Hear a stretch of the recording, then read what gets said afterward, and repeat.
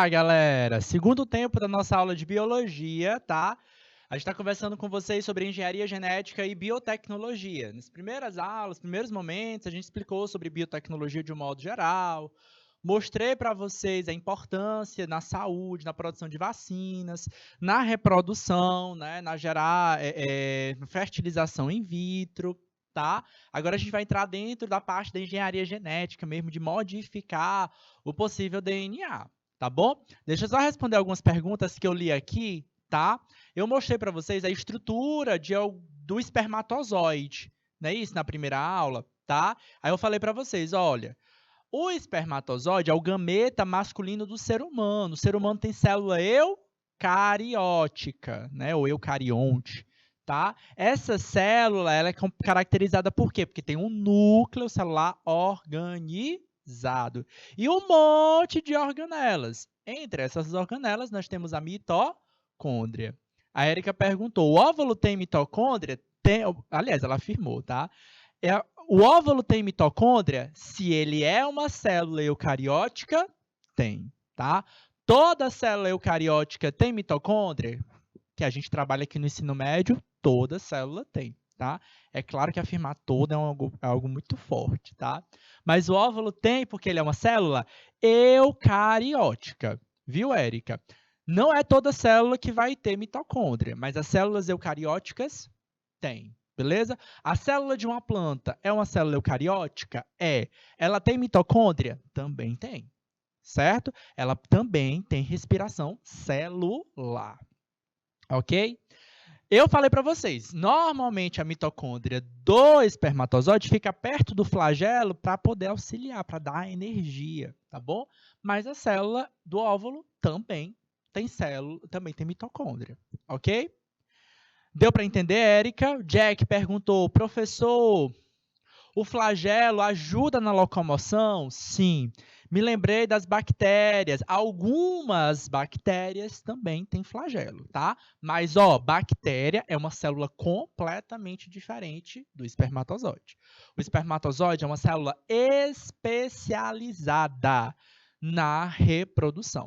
É uma célula eucariótica e haploide. Haploide, professor, é aquela que tem a metade do número de cromossomos, tá? Vocês já tiveram essas aulas aqui no curso de biologia, tá? Seja no primeiro, no segundo ou agora no terceiro ano, tá? Não estou me lembrando se no primeiro, acho que no primeiro semestre vocês falaram sobre divisão celular, sobre mitose e meiose, tá? Então lá nas aulas de meiose vocês entenderam como é que geravam as células reprodutoras.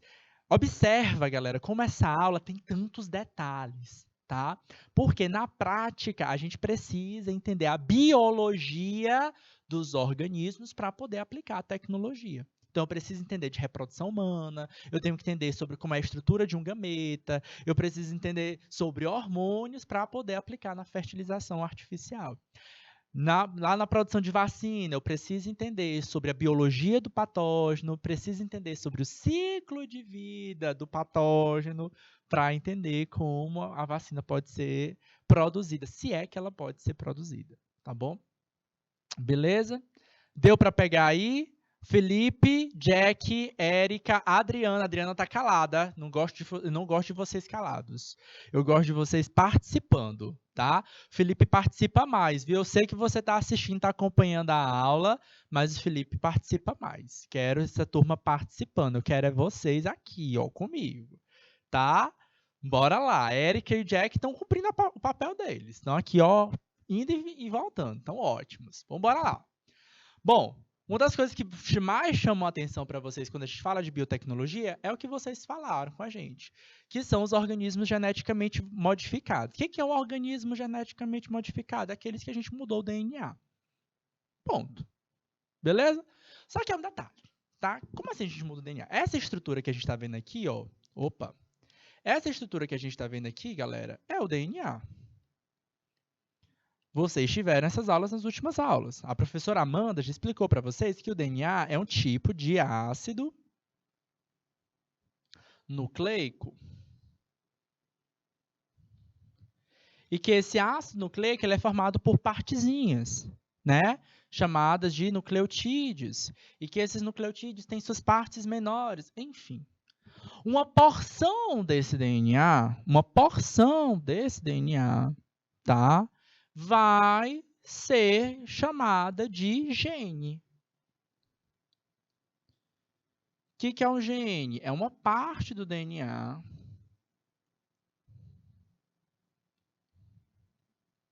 responsável por guardar a informação de uma característica do teu corpo.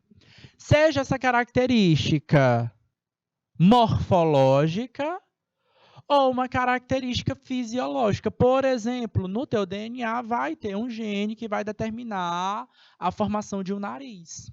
Vai ter um gene que vai determinar a formação da substância chamada melanina. Vai ter uma informação lá dizendo para determinar, e a melanina é uma proteína, tá? Que está na nossa pele, tá bom? E vai ter uma informação lá do nosso DNA que vai determinar a produção da insulina. A insulina, galera, é um hormônio, tá? Mas ela também é uma proteína. Lá nas aulas de biologia, a professora Amanda falou o seguinte, que o DNA por si só, ele só é um banco de dados, ele só guarda informação. O produto final, que é o que a gente vê e o que a gente pode utilizar na fisiologia, são as proteínas. E aí a gente tem esse processo, tá? Do DNA ser transformado em proteína. Como é que isso acontece? Por aqueles dois processos. No meio do processo tem o RNA. Primeiro, transcrição. E depois disso, nós temos a tradução. Vocês lembram disso? Aula da semana passada, se não salvo engano, foi? Aula da semana passada, certo? Isso, Felipe. Transcrição e tradução. Transcrição do DNA para o RNA. Tradução do RNA para o DNA, certo? Parte do DNA a gente chama de gene, e esse gene ele vai determinar a produção de uma característica. Então, determina uma característica. Nas aulas de genética, vocês vão aprofundar como é que isso passa. Às vezes, a gente precisa de mais de um gene para determinar uma característica, tipo a coloração da pele humana. A gente precisa de mais de um gene. Por isso, a gente tem várias colorações, tá? Tem uma pessoa que é preta retinta, a pessoa que é branca clara. E nesse branco claro ainda tem pessoas de pele mais rosada, peles mais amareladas, enfim. É porque a gente tem mais de um gene envolvido aí. Assim como a coloração dos olhos e por aí por diante. Certo? O que é fato é, normalmente, quando a gente vai modificar um organismo geneticamente modificado, certo? Ou vai produzir um organismo geneticamente modificado, a gente vai colocar um gene que a gente sabe o que ele vai produzir. Certo? A grande ideia é essa. Eu vou modificar um organismo inserindo nele apenas o gene que eu sei, que ele vai sintetizar determinada proteína. Por exemplo, tem uma questão do Enem, inclusive, eu não sei se eu botei aqui no material de vocês, mas tem uma questão do Enem que fala justamente sobre a produção de insulina. Antigamente, lá no passado, nos anos 50, o que faziam-se? Pessoas diabéticas, pode me colocar um pouquinho na tela? Tá? Que eu vou contextualizar para eles agora. Pessoas diabéticas, o que é uma pessoa diabética? É uma doença, diabetes, tá? É uma pessoa que tem problemas na produção de insulina, tá? A insulina é um hormônio proteico, uma proteína, tá? Que é produzida no nosso pâncreas. E ela controla o quê? O nível de açúcar do nosso sangue. As pessoas que são diabéticas, elas não conseguem controlar a quantidade de açúcar no sangue. Certo? E aí, o que tem que fazer? Ou o diabético toma um remédio para poder forçar aquele pâncreas a produzir, tá? Ou vai ter que tomar uma insulina, que é o produto pronto, certo?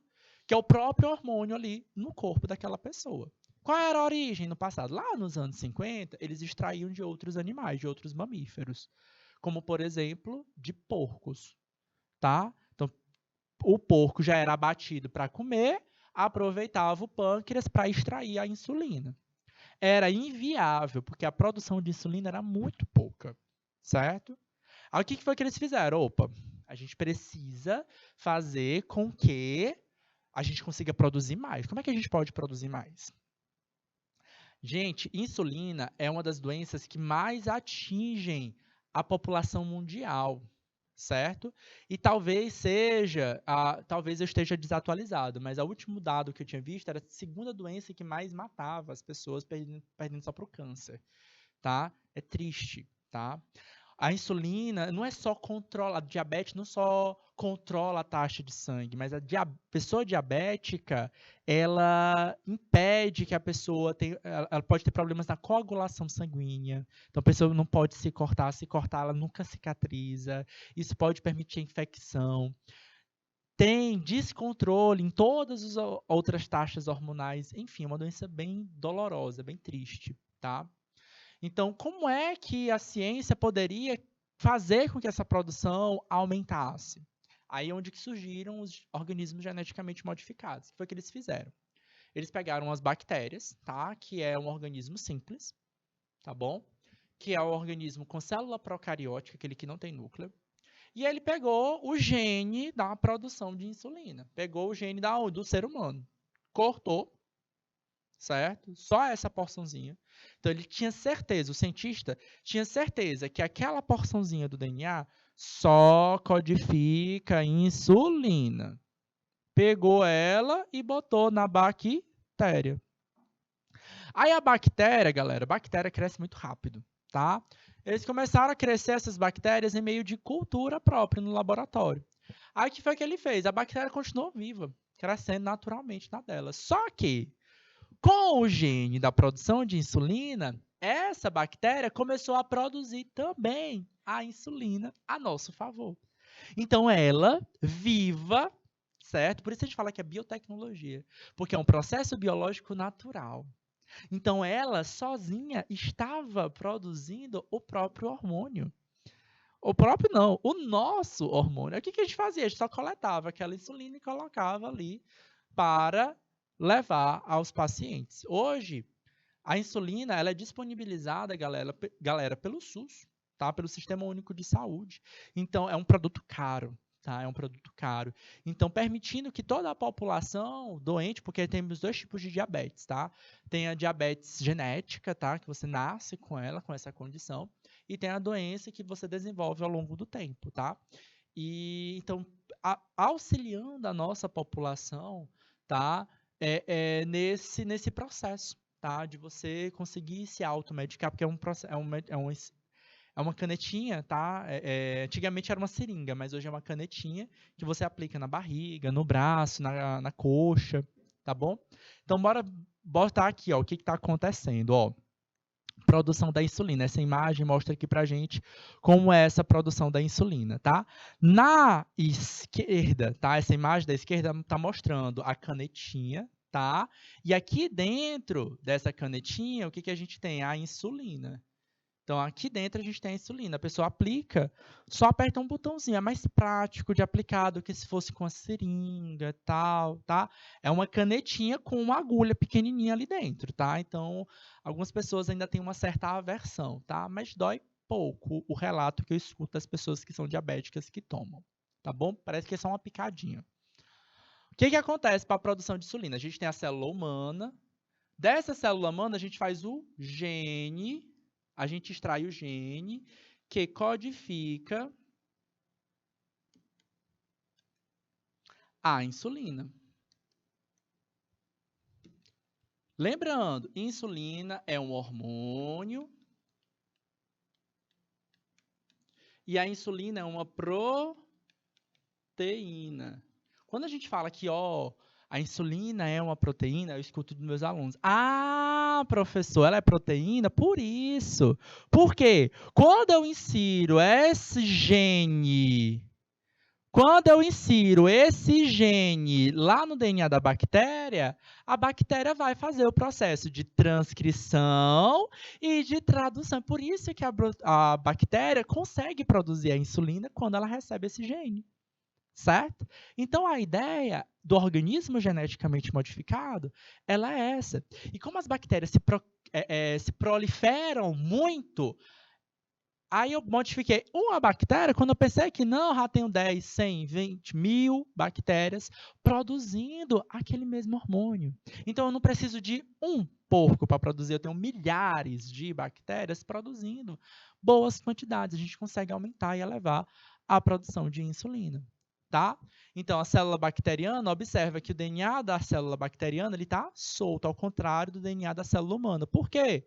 Porque a bactéria tem uma célula procariótica, ela é mais simples. A célula humana é uma célula eucariótica mais complexa. Tá? E aí a gente tem justamente isso. A bactéria, sozinha, consegue produzir a insulina humana porque recebeu esse DNA. O que eu quero chamar a atenção para vocês, tá? Eu não vou inserir um DNA que eu não sei. Eu vou inserir um gene que já vai codificar a proteína do meu interesse, certo? Que vai codificar uma característica que eu conheço. Eu posso modificar plantas, por exemplo. Para quê? Para trazer uma característica que eu entenda. Por exemplo, a sobrevivência a uma praga, certo? A sobrevivência a um sol muito quente. Por isso que a gente consegue ter plantas ali que sobrevivam num sertão, sendo que são plantas do ambiente temperado. Tem produção de uva aqui no Piauí, galera. Você acha que foi eu como essas plantas? Tá? Beleza? Através da chamada organismo geneticamente modificado. Também tem algumas uvas que foram por seleção artificial. Tá? Então, a gente selecionou as variedades que conseguiam sobreviver. Tá? Mas é isso. Então, organismo geneticamente modificado auxilia na produção de medicamentos, de insulina, auxilia na produção no agronegócio, tá? Então, a gente coloca plantas mais resistentes, tá? Então, a gente traz sementes mais resistentes, também resistentes a pragas, a ambientes diferenciados e por aí vai indo. Jack, é bem complicado quando a pessoa tem problema de produzir a insulina, bastante. Professor, por que a aplicação é feita na barriga? Na verdade, Felipe, ela é feita intracutânea, tá? Então, ela é abaixo da pele, tá? E aí pode ser em qualquer lugar da pele, tá? A barriga, eu acredito que seja pela facilidade, não sei, confesso que eu não sei. Eu sei que, pelo menos dos diabéticos que eu tenho contato, eles aplicam muito na barriga, no braço, aqui, ó, nessa região aqui do braço. Pode me colocar na tela, que aí eu mostro para os alunos, tá? Tá? Hã? Então, ó, eles aplicam na barriga, os diabéticos que eu tenho contato. Aplicam nessa região do braço, certo? E aplicam também aqui na coxa, na parte interna da coxa, tá? Confesso que eu não vou saber exatamente saber a explicação. Eu sei que a aplicação desculpa, a palavra é essa, subcutânea, é abaixo da pele. A agulhinha é muito fininha, tá? E pequenininha. Então, você aplica, na hora que você chegou no final da agulha, já está debaixo da pele. E aí você aplica, certo? Ali debaixo da pele tem vários vasos, né? A gente chama esses vasos de capilares. E aí essa insulina já é incorporada nesses vasos bem fininhos, que a gente chama de capilar sanguíneo. Capilar sanguíneo é um vaso sanguíneo na espessura de um cabelo nosso. Ele é bem fininho e é mais fácil dessa insulina conseguir ser absorvida por esse sangue. Mas é o mesmo sangue do todo o nosso sistema circulatório. Aí ela pega e percorre em todo o nosso corpo. Tá bom? Beleza? Então, ela não é só feita na barriga. Ela é comumente mostrada na barriga, mas é subcutânea, na verdade. Beleza? Bom, normalmente os organismos geneticamente modificados, que a gente se alimenta dele, por exemplo, soja, né? Piauí é um grande produtor de soja, tá? A gente tem muita soja que é geneticamente modificada. Ela é obrigatoriamente, por lei, todo alimento que foi produzido de uma soja geneticamente modificada ou de qualquer produto geneticamente modificado, precisa ter nas suas embalagens esse selão aí, ó, esse triângulo amarelo com esse T maiúsculo, tá? Na imagem, certo? É uma portaria, uma lei brasileira, a portaria 2658 do Ministério da Justiça, para definir que aquele produto ele é fruto de um organismo geneticamente modificado. E galera, atenção, tá? Consumir esse produto pode ter prejuízo para a nossa saúde por outros motivos, não pelo fato dele ser geneticamente modificado. Porque, em geral, ele vai ser geneticamente modificado para quê? Para sobreviver a uma praga, tá? E aí o produtor não precisar gastar tanto com inseticidas, larvicidas e coisas do tipo, tá? Ele vai ser resistente ao ambiente, tá? Então, tá conseguindo produzir no sertão, então mais resistente à seca, né? A gente chama isso de estresse hídrico, tá? Mas o produto que chega para a gente, né, certamente não vai afetar tanto, não vai modificar tanto aquela característica. Em geral, um produto que tem esse selo é um produto industrializado, tá? O que vai causar mais mal para a gente é a própria industrialização. A gente chama isso de alimentos ultraprocessados, tá? É uma coisa diferente. Transgênico, o Tzão, o T maiúsculo que a gente tem aqui, é de dizer que esse organismo foi geneticamente modificado, certo? O motivo normalmente está ligado à produção, certo? Para a gente, o que pode causar mal ali é o processo da industrialização, de levar aquele alimento a ser um ultraprocessado, certo? Beleza? Mas, professor, para o meio ambiente, será que esse transgênico pode fazer mal? Talvez. Talvez, tá? Porque esse gene, galera, nem sempre aquele gene ele vai estar naquela planta, tá? E aí podemos observar, hoje já temos estudos mostrando que plantas selvagens foram encontrados genes, tá? Que foram introduzidos por processos de geneticamente modificados. Por quê, professor? Como é que a planta se reproduz? Lembra para mim lá, ó. É por isso que você precisa estudar primeiro a base da biologia para chegar no conteúdo de biotecnologia. Aí eu tenho que lembrar lá da biologia da planta. A planta tem florzinha, vai gerar o quê? Pólen, aí vai ter que ter uma abelhinha para passar na plantinha, certo? Se lambuzar toda no pólen, ela vai para outra, a chamada polinização. Só que a abelha, galera, ela não fica só dentro da fazenda, né? Ela não vai ficar só no engenho. Ela fica na fazenda, mas ela também vai lá para a natureza selvagem, tá? Aí ela pode carregar o pólen da planta geneticamente modificado e levar para fora. Então, hoje a gente tem algumas, inclusive tem questão aí de biologia que trata sobre esse assunto, sobre essa realidade de organismos selvagens, tá? Que foram detectados genes de processamento geneticamente modificado, tá? Atualmente, os vegetais têm sido bastante utilizados pela pesquisa acerca dos transgênicos. Planta se utiliza bastante, tá? Pensa aí na produção do milho, tá? Então, todos esses petiscos que a gente come, quase todos têm milho, tá? Americano, estadunidense produz muito milho. A gente no Brasil, a gente produz muita soja. Soja é muito é um organismo que o pessoal utiliza muito para criar produtos geneticamente modificados, proteínas de soja, por exemplo, óleo de soja e por aí vai indo, tá? Então, inclusive, anota aí, tá? Porque tem questão do Enem que fala justamente sobre isso. Que as plantas não são utilizadas. São os mais que são mais utilizados no processo, são as plantas. Até por conta da base ética, tá? Eu volto porque eu falei lá no começo da aula. Temos uma ética muito forte envolvendo esse processo. Tá bom? E, por fim, ó, tá aqui, ó, a gente vai falar um pouquinho agora sobre teste de DNA, tá? Aí, ó, tá mostrando para vocês o que é uma célula eucariótica, tá? Galera, isso aqui, ó, é uma célula eucariótica. A gente falar sobre teste de DNA.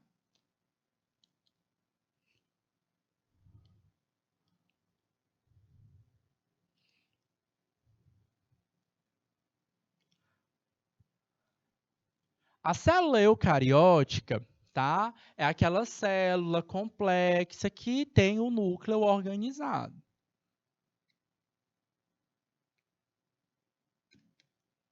Dentro desse núcleo é que a gente encontra o DNA. Por isso a gente chama ele de DNA nuclear, certo? A célula eucariótica, ela tem a chamada mitocôndria, tá? Beleza? A mitocôndria é uma organela que produz energia.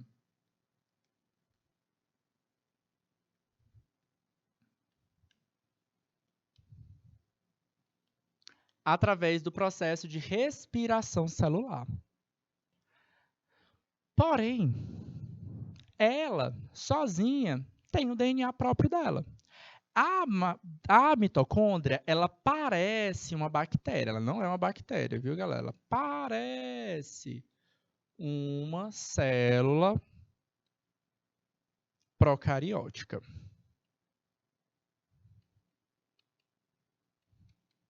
Ela parece uma célula procarionte. Por quê? Porque ela vai ter um DNA próprio dela, solto no seu meio, na sua matriz mitocondrial, certo? E a gente vai ver esses anéisinhos, tá? Esses discos de DNA próprio dela, certo? O que eu falei para vocês quando a gente estava falando lá no primeiro tempo, tá? Na primeira aula de hoje, sobre fecundação, seja ela uma fecundação natural ou seja fecundação artificial. É que a mitocôndria, quando o espermatozoide se funde ao óvulo, a mitocôndria do espermatozoide não entra no espermatozoide, no óvulo. Só entra o DNA nuclear e ponto. Certo? As nossas características são fruto da mistura do DNA da nossa mãe com o DNA do nosso pai no núcleo. A mitocôndria, não. A mitocôndria vem de mãe para filhos. Repito, a mitocôndria vai da mãe para filhos. Nunca vai do pai para qualquer um dos filhos. Certo? Beleza?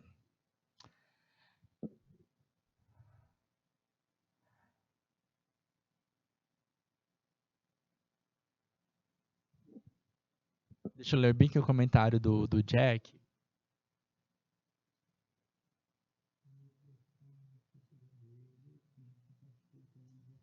Jack, nesse caso aí é uma questão de evolução, tá bom? Eu prefiro não responder para não confundir a cabeça de vocês, tá? Ela não tem a ver com questões geneticamente modificadas. Ele tem a ver um pouquinho sobre relação ecológica, tá? Você está falando que o pé de nim, tá? Ele pode ser tóxico para alguns animais, mas ele é tóxico para qual animal? Não é para qualquer animal.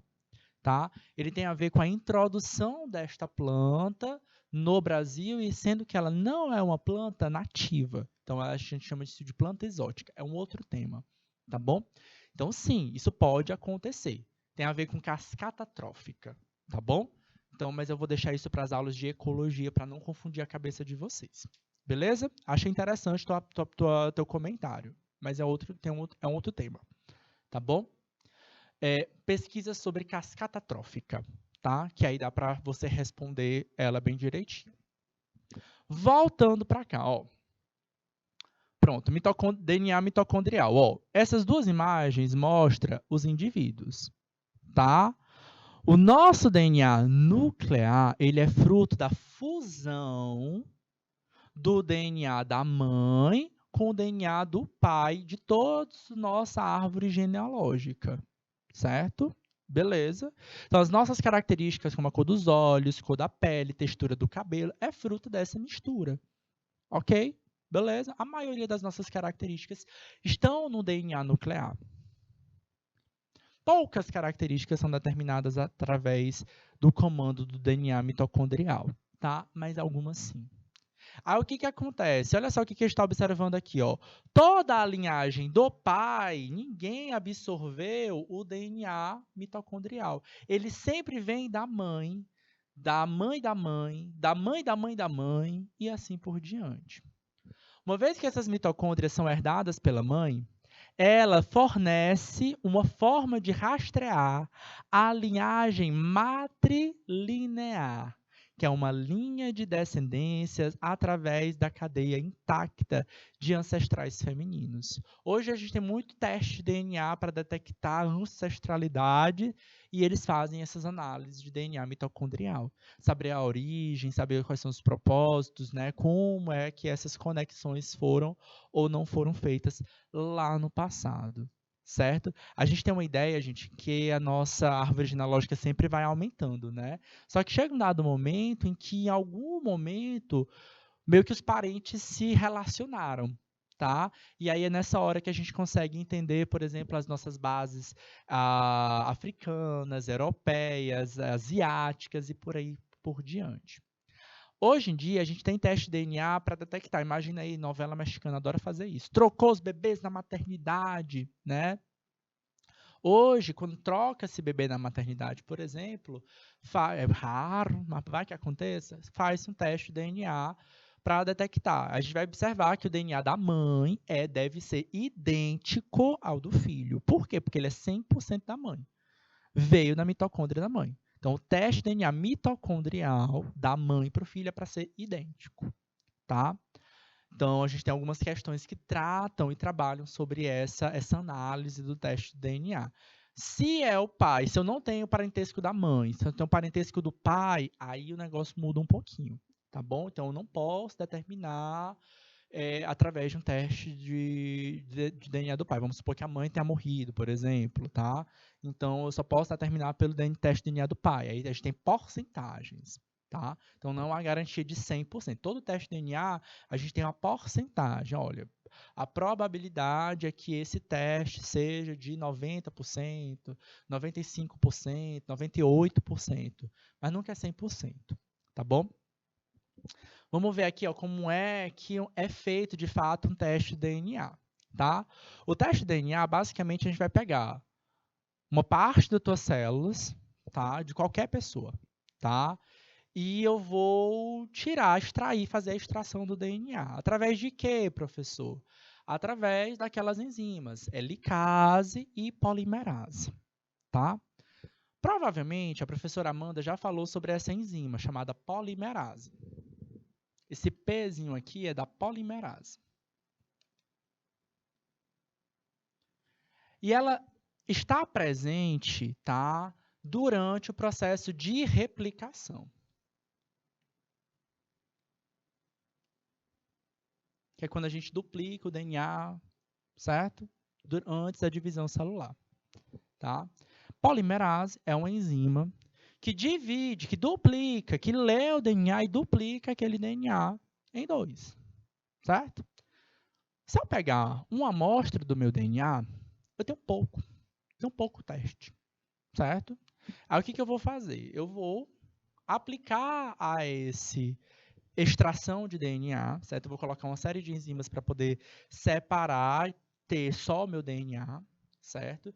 E eu vou aplicar a esse DNA o quê? A enzima polimerase. Por quê? Porque eu quero que esse DNA fique em grande quantidade, para que a gente possa enxergar, certo? Beleza? Pensa aqui comigo. Pode me colocar um pouquinho na tela, tá? O que a gente vai fazer, tá? O cientista, tá? O biólogo, o biomédico, médico, tá? Alguns farmacêuticos, eles trabalham com isso. O que eles vão fazer? Eles vão pegar, vão extrair esse DNA, certo? Através de processos químicos, entender a composição da membrana plasmática e tal, separou o DNA. Aí eles vão colocar dentro de um equipamento que chama de termocirculador, tá? Aqui, ó. Esse termo aqui é em inglês, thermal cycler, né? É o termocirculador. O que eles vão fazer? Ele vai aumentar a temperatura e ele vai girar para acelerar a reação dessa enzima chamada polimerase. E aí ela vai fazer o que? Ela vai duplicar esse DNA várias vezes. Ok? Eu vou obter um fruto, um produto cheio de DNA, e eu vou colocar esse DNA para correr em um gel, uma gelatina, certo? É uma gelatina de H, e nessa gelatina de H ela tem algumas enzimas para fazer com que esse DNA meio que brilhe, tá? Mais ou menos isso. Ele não vai brilhar na luz usual, ela normalmente brilha na luz ultravioleta, tá? De modo bem simples, é isso que acontece. Essa imagem aqui, galera, essa imagem aqui seria justamente esse DNA que foi aplicado nesse gel. É como se fosse um gel. Ele está preto porque ele foi feito a foto numa luz ultravioleta, tá? Então, essas linhas que a gente está observando são partes desse DNA, como se fossem genes desse DNA, certo? E aí a gente pode fazer uma análise comparativa de cada um desses pontos, tá? Vou dar uma pausa bem aqui.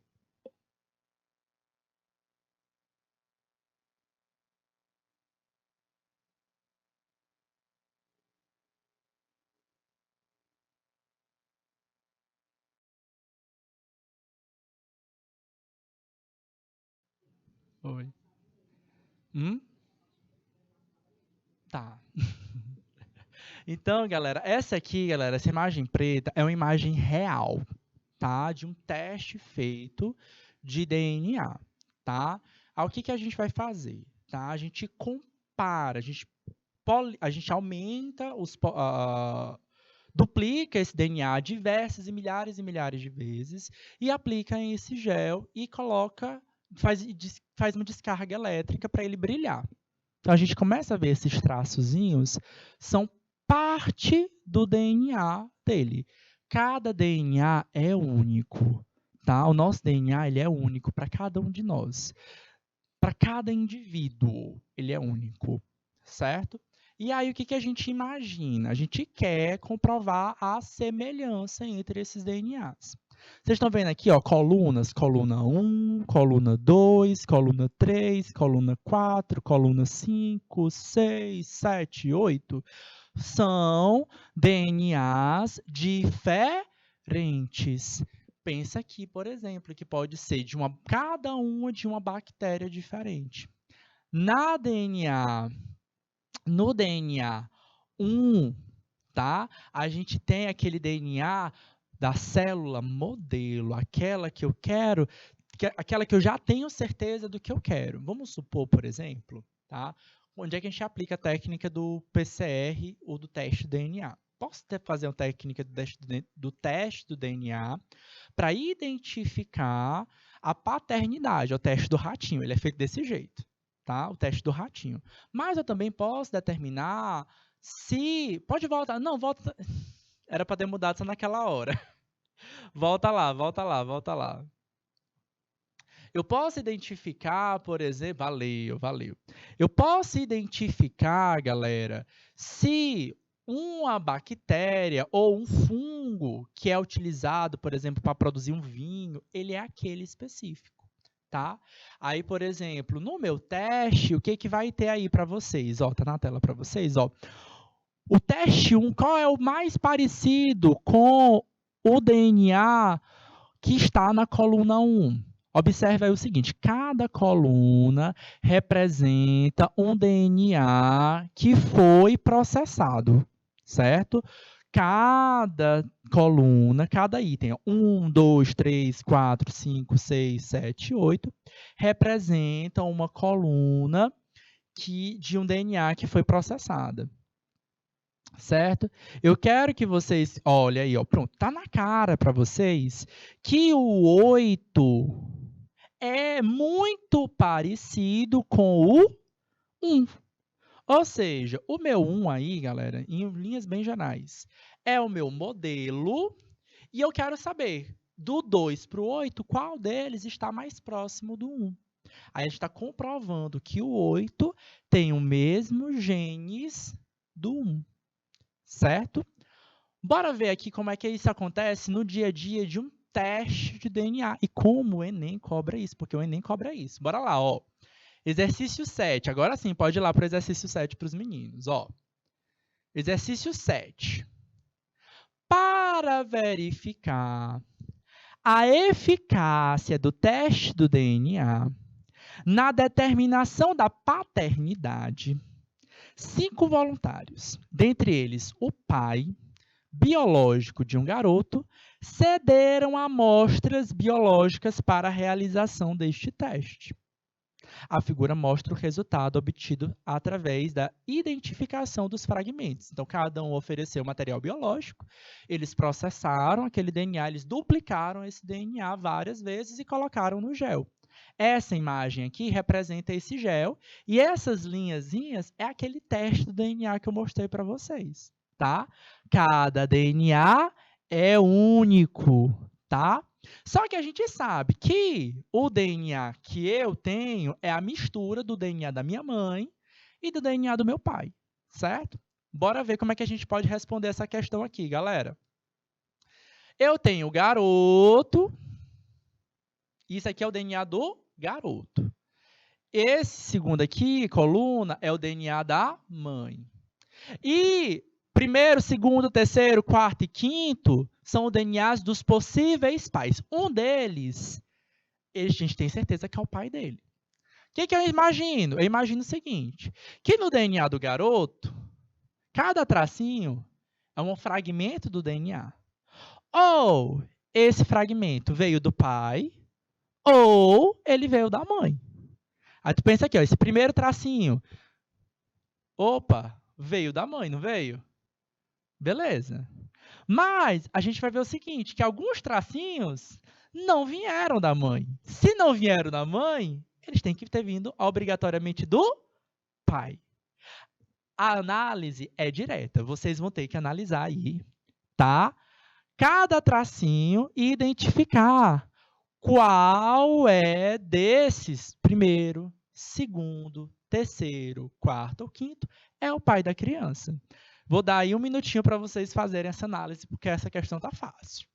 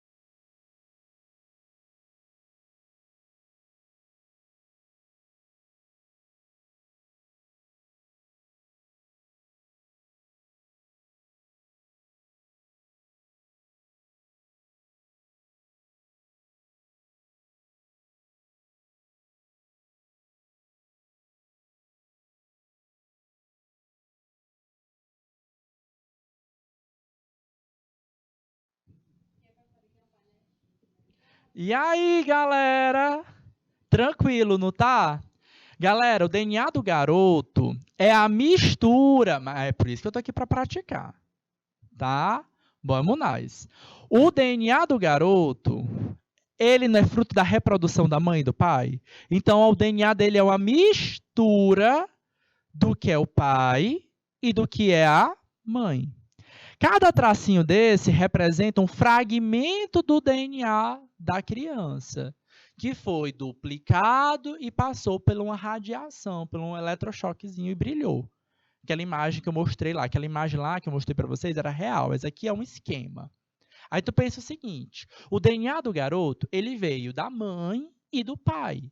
Olha só, esse primeiro tracinho mostra pra gente que ele é idêntico da mãe. Por quê? Porque ele veio da mãe dele, certo? Observa que a mãe, esse segundo tracinho, não apresenta no filho, porque provavelmente essa característica, esse gene do garoto foi do pai, não dela. Ok? Tudo bem. Quando a gente chega aqui, ó, no terceiro linhazinha, esse gene do garoto não veio da mãe. A mãe não tem. Se não veio da mãe, tem que ter vindo de algum lugar, galera. Hereditariedade. Certo? O meu DNA não foi criado do nada. Não sou um organismo geneticamente modificado, tá? A gente não pensa nessa possibilidade, tá bom? Então, se esse genezinho não veio da mãe, veio de quem? Veio do pai. Aí o que eu tenho que fazer? Só marcar aqui, ó. Qual desses pai? O pai 1 tem esse gene? Tem não. Vamos ver o pai 2. Tem esse gene? Também não. O pai 3 tem esse gene? Também não. Mas o pai 4 tem. O pai 5 também não. Então, quem deles é o pai da criança? E aí agora, Jack? Érica, Felipe. Felipe botou a alternativa correta aí. Antônio Souza. E aí, qual deles é o pai da criança? Qual deles é o pai da criança? Cadê? Vou ter que chamar o Ratinho agora para poder apresentar o pai da criança? E agora? É o quarto voluntário. É fácil. Enem de 2016 cobra isso de vocês. Tá? Enem cobra isso. A única coisa que eu precisava é entender como é que funciona esse teste do DNA. Que esses tracinhos são parte do nosso DNA. Tem mais questão do Enem que cobra isso. Só que aqui é um pouco diferente. Agora, eu quero saber quem é a criança. Enem de 2017. O resultado de um teste de DNA para identificar o filho de um casal entre 5 jovens está representado na figura. As barras escuras correspondem aos genes compartilhados. Qual dos jovens é o filho do casal? Então, eu tenho o DNA do pai, eu tenho o DNA da mãe e eu vou ter o DNA das possíveis candidatos. O que a gente espera encontrar? Que o filho tenha um DNA compatível com o pai e com a mãe. Beleza? O que você vai tentar encontrar aí, galera? Você vai tentar encontrar alguém que tenha, alguma criança que tenha o DNA parecido com esses dois. Para essa questão, vamos dar 2 minutinhos para eles, que eles vão fazer a análise ponto a ponto.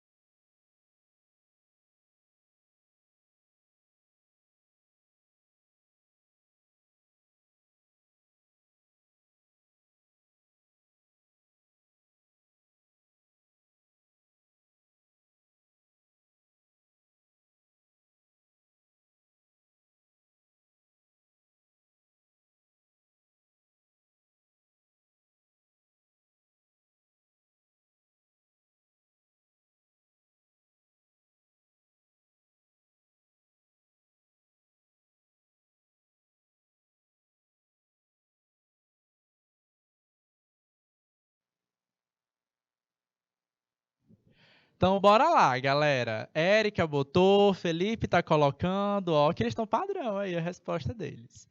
O que a gente precisa entender? Que cada tracinho desse, ó, cada barrazinha dessa corresponde a um gene que aquele indivíduo tem, certo? E eu disse para vocês que esses genes são únicos para cada indivíduo. Não é à toa que o do pai e a mãe são da mesma espécie, da espécie humana, mas eles são diferentes. O filho é uma mistura do pai e uma mistura da mãe, certo? Pai e da mãe. A característica do filho deve parecer ou com o pai, ou com a mãe, ou dos dois. Só para a gente ter uma ideia aqui, ó. Vamos para o primeiro aqui, ó. Será que o primeiro... Opa! Será que a primeira criança, pode ser filha dele? Vamos ver as características, ó. Primeira linhazinha aqui, ó. Primeira linhazinha aqui da gente. A criança não tem a característica, a mãe tem. O pai não tem. Ele pode ser? Aqui, ele pode.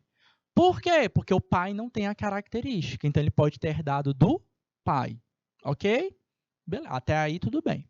Vamos para a segunda característica, a segunda linha. A criança não tem a característica. Pode ser? Até agora, pode. Por quê? Porque a mãe também não tem a característica. Bora para a terceira linha. O filho tem a característica, mas o pai e a mãe não têm a característica. De onde é que veio essa característica, então, se não veio do pai e da mãe? Certo? Então, nesse caso, a criança 1 não pode ser filha. Assim como também o indivíduo 5, que tem a característica e o pai e a mãe não a apresentam. Deu para pegar agora, Jack? Vamos para o 2, tá? Vamos para o indivíduo 2. Indivíduo 2. Primeira característica ele não tem, mas o pai também não tem, beleza. Segunda característica, o filho tem e o pai tem. Até agora tá indo, certo?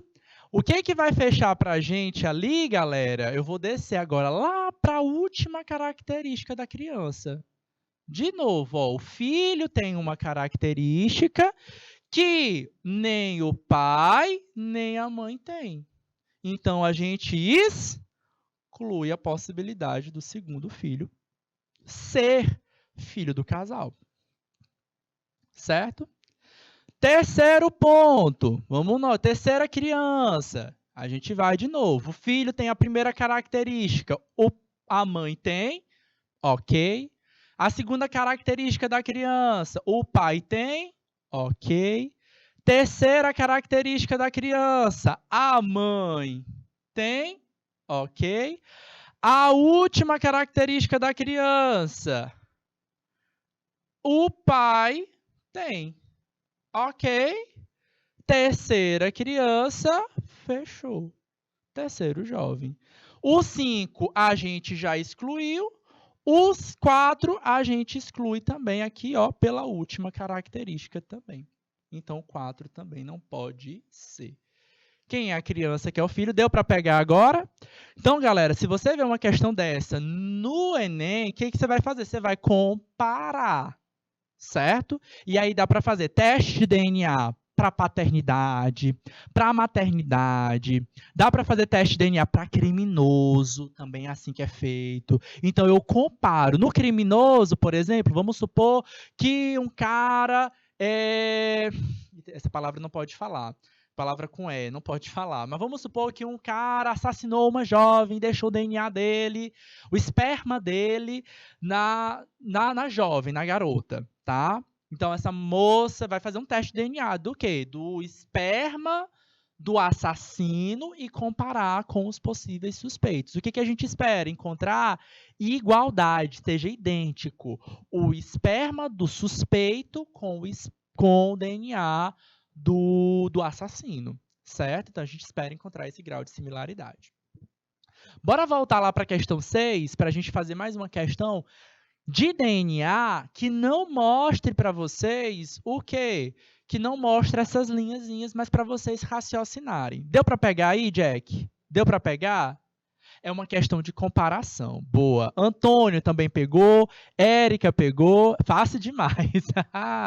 Olha, quero ver essa facilidade no dia da prova do Enem também, tá? Mais uma questãozinha para a gente fechar, a última questão do dia, tá? Observa que eu falei, fiz questão 7, questão 8, estou fazendo a questão 6. Então, questão 1, questão 2, 3, 4 e 5 vai ficar para casa para vocês, tá? Enem de 2013. Para identificar um rapaz vítima do acidente, vítima de acidente, fragmentos de tecido foram retirados e submetidos à extração de DNA nuclear.